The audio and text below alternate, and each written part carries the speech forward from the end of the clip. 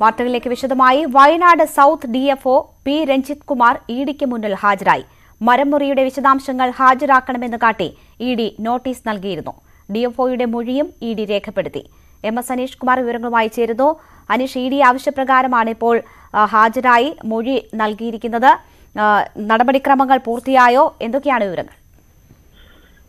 രേണുക, മുട്ടിൽ മരമുറി കേസിൽ സമഗ്രമായ അന്വേഷണത്തിനാണ് ഇഡി തയ്യാറെടുക്കുന്നത്. ഈ മരം കൊള്ള കേസുമായി ബന്ധപ്പെട്ട കള്ളപ്പണം വെളുപ്പിക്കൽ ഇടപാടുകളാണ്, അല്ലെങ്കിൽ കള്ളപ്പണവുമായി ബന്ധപ്പെട്ട കാര്യങ്ങളാണ് ഇഡി അന്വേഷിക്കുന്നത്. ഈ അന്വേഷണത്തിന്റെ ഒരു ആദ്യ ഭാഗം എന്ന രീതിയിലാണ് Wayanad south DFO P Ranjith കുമാറിനോട് ഹാജരാവാൻ ആവശ്യപ്പെട്ടത്. അദ്ദേഹം ഇന്ന് ഉച്ചയോടുകൂടിയാണ് എൻഫോഴ്സ്മെന്റ് ഡയറക്ടറേറ്റിൽ കൊച്ചിയിലെ ഓഫീസിൽ ഹാജരായിരിക്കുന്നത്. രേഖകളടക്കം അദ്ദേഹം എത്തിച്ചിരുന്നു. അദ്ദേഹം വിശദമായ മൊഴിയും ഇക്കാര്യവുമായി ബന്ധപ്പെട്ട് നൽകിയിട്ടുണ്ട് എന്നാണ് നമുക്ക് മനസ്സിലാക്കാൻ കഴിയുന്നത്.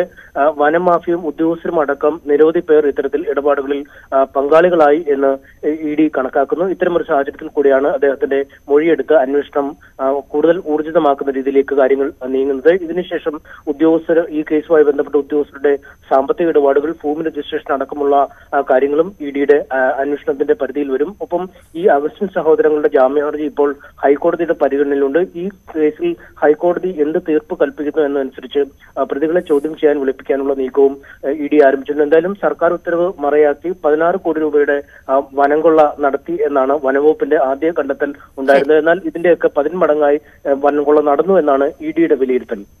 MS അനീഷ് കുമാറാണ് വിവരങ്ങൾ നൽകിയത്.